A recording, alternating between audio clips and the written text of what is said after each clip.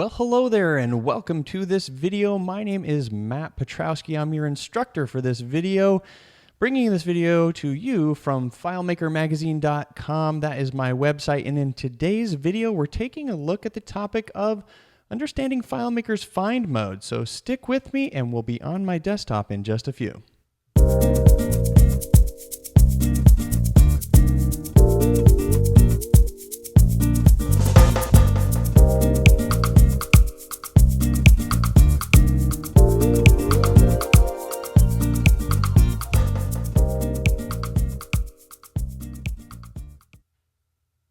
All right, and here we are.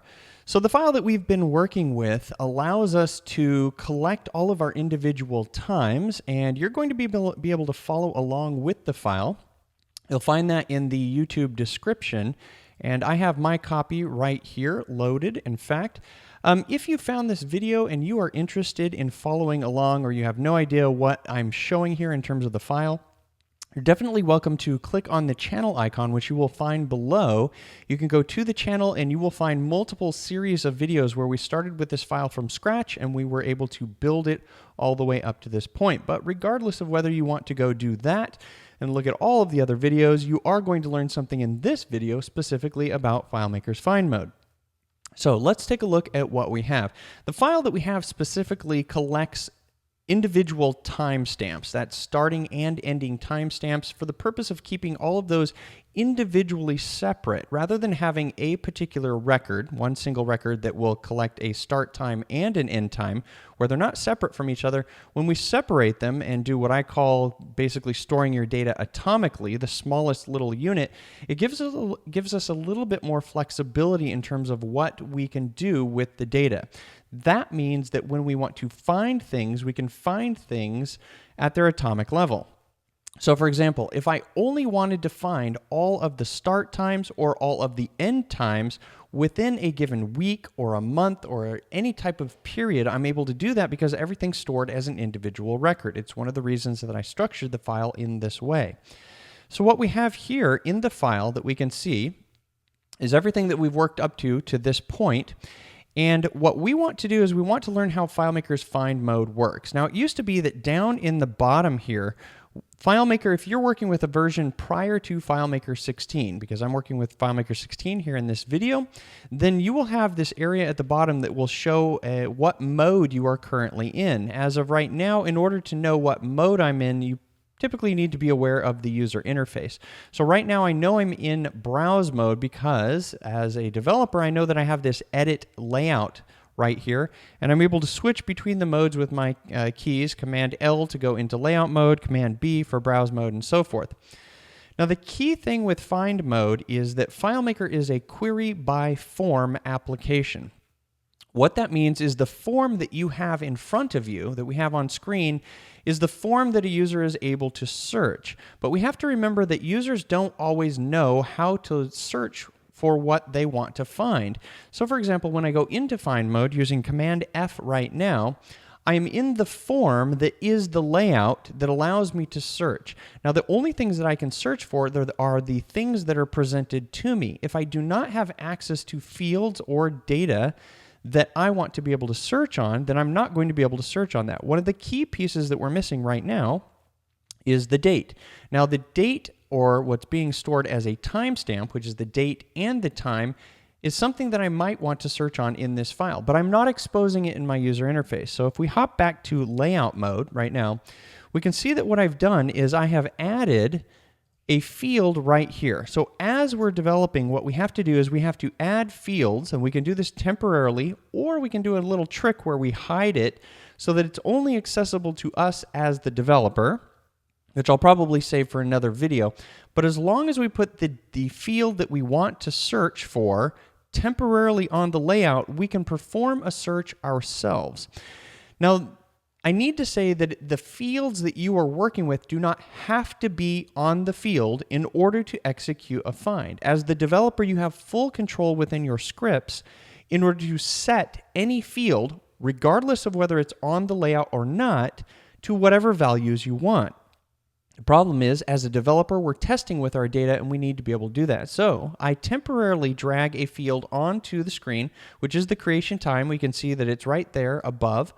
And I'm able to now use this in order to search. So when I go back into browse mode, I now have the field right here where I can start to use FileMaker's Find Mode and play with the types of searches that users might want to use in this solution. Now the key here is, with Find Mode, you want to be able to think of as many things that the user might want to look for, because remember, our goal is to make this database as easy to use as possible. So maybe providing some buttons where we want to say, find this month, this year, last week, whatever it is that we want to provide the user with in terms of options. For example, one of the things that I want to be able to do is I want to find all of a particular range of dates, and I want to exclude all of those that have already been invoiced. So I want to find everything in the month of June or July that I have not invoiced. So in order to do that, I need to run the find first and then script the find. So here's how we're going to run the find. I'm going to go into Find Mode with Command F. And despite the fact that this label says internal description, that's the price that I pay for taking a copy of this field. This is just the internal label. We need to take a look at that quickly. It is right here. We look at our inspector, and right here in the inspector, that is controlled in the fourth area, the data tab, where we have this placeholder text. And the placeholder text is simply just whatever it is. So let's go ahead and get rid of that so that we're not uncomfortable in our user interface. We go into Find Mode, and there, that label is now gone. So this is the creation time field, and this is where, using FileMaker's Query by Form, we are able to create multiple queries. Now that's the one thing that's so confusing to a lot of new FileMaker users. As they come into a Find Mode, we're so used to Google now, and Google just gives you one field, and that one field goes out and searches for whatever you want to find. In FileMaker, you're looking for specific things in specific fields. So in this particular field, I'm looking for a specific range or a specific time period. So for example, FileMaker will allow you to use a date and time field that includes both the date and the time, but only look for one of the two pieces of information. So I can look for, example, just the month of June. I actually need to have the data in the database, so it's always a good idea to make sure you have the data that you're looking for. It looks like the data that I have currently is within the month of November of 2017. So let's attempt to look for just November of 2017. We go into Find Mode. I did that with Command F, and we can now put in 11. We can use the slash, and what's really nice about dates and times is that you can use the asterisk, which will mean basically I want to look for anything, and then I can put 2017. Now that's going to find everything of the month of November in 2017. Now, anytime that you do a rough search or a search where you're looking for something that's much wider rather than something that's more specific, which in this case, looking for something more specific means that I would have included the day of the 17th, and I would have put actually 11/17/2017. What FileMaker does is FileMaker replaces anything that you don't look for in a particular field, in this case a date and time field. It replaces all of these date values with asterisks themselves. So you can always see this by simply, after you have executed a find, doing a refind. And you can find that up under, well, when they need to go into, I think it's in Find Mode. I forget. I don't do this too often. Find Mode. Let's see if the find is there. Format records. I don't know. I'm fumbling around here. I just use Command R, and we'll see what menu it is because it'll highlight. It was in the records menu. So somewhere in the records menu there, you're going to find that refind. So refind does whatever the most recent search was that was executed. And we can see right here on screen, in fact, what's going on is we have exactly what we had specified, which was the month, then the wildcard, then the actual year, and then FileMaker injected the rest of this. We did not put in our original search the timestamp, the actual time. FileMaker replaced that for us, saying that we are looking for any hour, any minutes, and any seconds. So in a moment, we will get to some of the operators, and I'll be saving that for another video. What I want to show you primarily is once you do a rough search, if there are things that you want to exclude or get rid of, you need to know that FileMaker allows you to create multiple requests. Now this again is something that's confusing to some FileMaker users. The fact that here in layout, or in Find Mode, we're able to create a second request. Just like we can create multiple records, by creating a new request, we're able to modify our original request with maybe things that we don't want or additional things that we want to include. So in this scenario, you'll notice that up here at the top in FileMaker's Find Mode, it has this setting of include versus omit.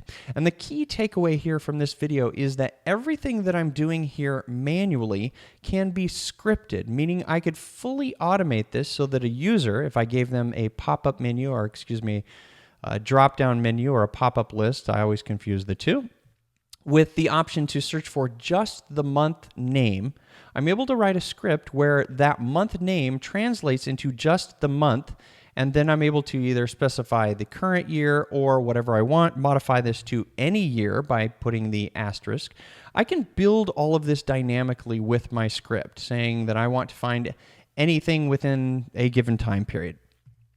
But what's hard for a user is for them to know, okay, now that I've found everything, let's say in the month of 2017, how do I exclude a particular item?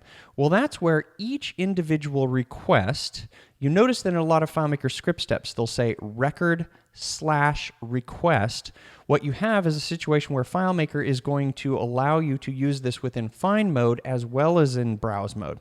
So here, each request, think of them as records if you want, can be set to whether it is intended to include or exclude items. Now the default is to include items, but if I make this simple selection right here of omit, I've now told FileMaker for this particular request, I want to exclude these items that I specify for this request. So as I zoom out here and I click invoiced, what we have is we have a full request that is saying, first, I want you to look for everything that is in the month of November within the year of 2017. It doesn't matter what day, and it doesn't matter what time. Once you get those results, or before you return those results, you need to take a look at this request, because what I'm telling you is I want to omit or exclude any of those records where invoiced is checked.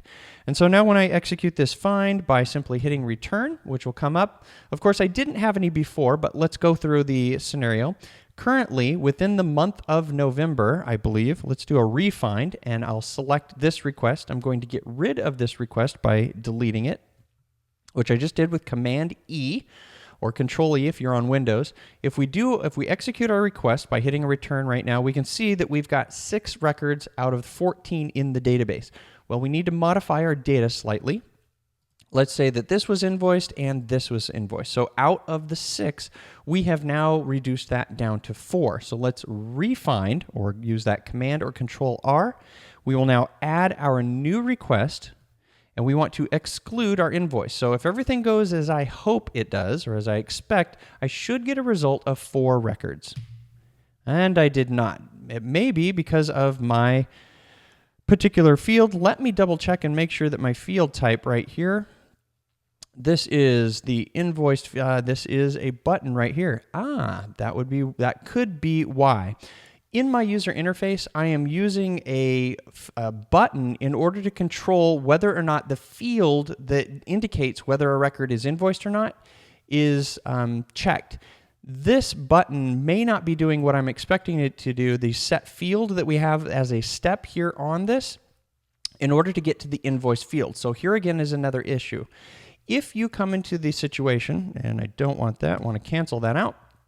If you come into the situation where you are using a user interface method where you're using a button, which I am in this case, but the field isn't on the layout, that again is a reason where you need to put that field on the layout in order to test and make sure you're getting the data that you expect. So I'm going to take a copy of the creation timestamp, and it is the invoiced field, layout time. Where is it? Invoiced.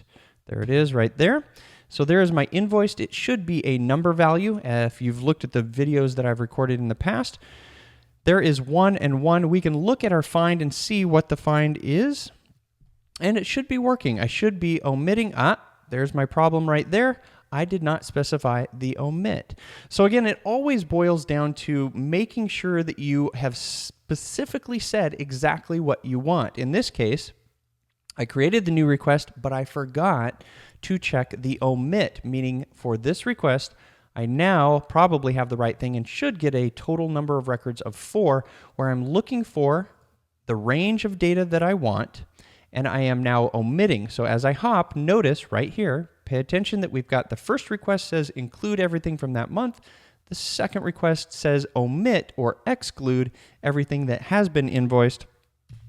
We hit return, and there we go. We get our 4 records reduced from that 6 to the 4, getting exactly what we want as a result. Now, a request in FileMaker, or excuse me, a multi-query find can be as complex as you want. In some cases, the order will matter, and you will want to have, say, for example, if we go into our refind, sometimes, while this wouldn't make sense in this particular situation, the type of results that you get back will matter based on whether or not I have invoiced being the first request and the date being the second request. So sometimes if you're not getting the results that you want, you need to play with the order in which your requests have as results. And in future videos, what we'll be taking a look at is we'll be taking a look at constrain, we'll be taking a look at extend. We will also be taking a look at these right here, which allow you to do all kinds of things. But of course, I've already given you a lot of information in this video, so I hope that this video will help you out with working with Find Mode and has exposed how the multi-request query by form system works. And I'll leave you with that. And until next time, I'd like to wish you much luck and happy file making.